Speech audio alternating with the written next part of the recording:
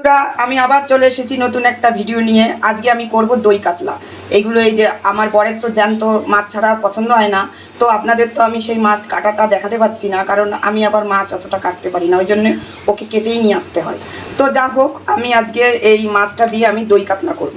তো এই দই কাতলা করতে আমার লাগছে হচ্ছে এই যে আমি এখানে রেখেছি পেঁয়াজ, রসুন, আর হচ্ছে আপনার পাকা লঙ্কা দিয়েছি, আর 2-3টে কাজু, 4টে কাজু দিয়েছি, 3টে কিশমিশ দিয়েছি, আর টমেটো একসঙ্গে আমি পেস্ট বানিয়ে রেখেছি এই যে আর হচ্ছে আমি 2-3 চামচ টক দই এই যে মিক্সিতে করে ফাটিয়ে রেখেছি। তো এখন আমরা ওই দই কাতলাটা রান্না শুরু করব।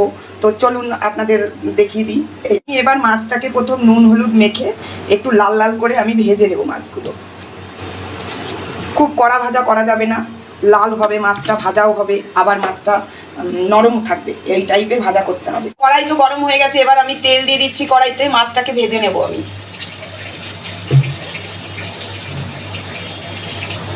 তেল গরম হয়ে গেছে, এবার আমি মাছটাকে দিয়ে দেবো।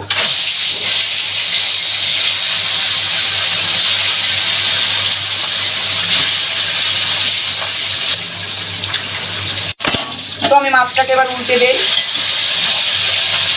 মাছটা অনেক তেল হয়েছে, একটু তেল দিলাম আর কতটা তেল হয়ে গেল দেখুন।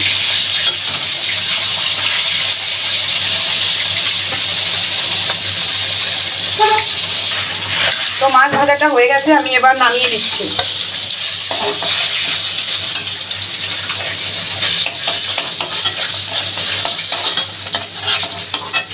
তো বন্ধুরা এই মাছের তেলে আমি আরও একটু তেল দিয়ে দিচ্ছি, এই তেলটাতেই আমার রান্না হয়ে যাবে। যতটা তেল গলেছে, মাছে অনেক তেল হয়েছে।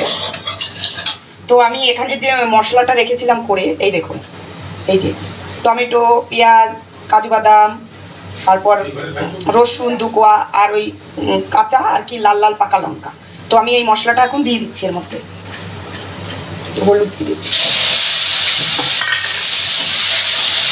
মশলাটা এখন কষবো, ভালো করে মশলাটা কষাতে হবে।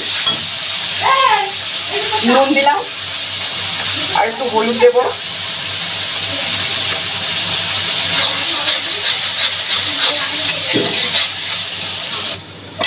তো বন্ধুরা এই যে দেখুন মশলাটা কষে গেছে অনেকটা, এটা তার তেল ছেড়ে দিয়েছে। তো আমি এখন টক দইটা দিয়ে দিচ্ছি।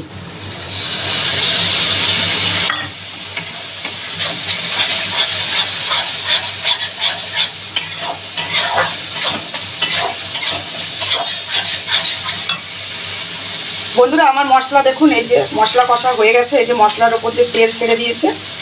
তো আমি এইবার জল দিয়ে দেবো, সামান্য জল দেবো।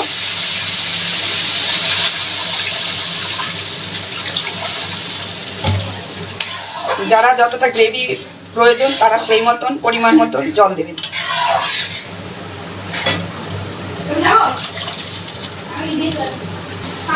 তো আমার ঝোলটা জাল হয়ে গেছে, এখন আমি মাছগুলো একে একে দিয়ে দেবো এর মধ্যে।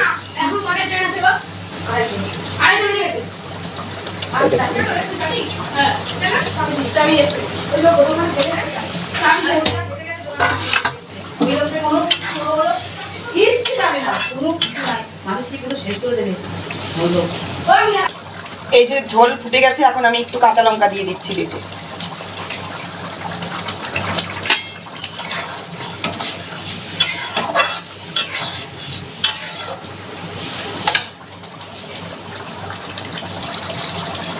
তো আমার দই কাতলা রেডি, এইবার আমি দই কাতলাকে নামিয়ে দেব।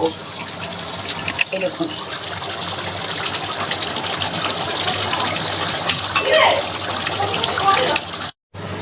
দই কাতলা নামিয়ে দিয়েছি। এই দেখুন কত সুন্দর হয়েছে, টেস্টি হবে, দারুণ দেখেই মনে হচ্ছে, কালারটাও দারুণ হয়েছে। এটা এবার গরম ভাতে খেতে হবে। এই দই কাতলা দিয়ে ভাত খেলে আর তো মনে হয় না যে কিছু লাগবে।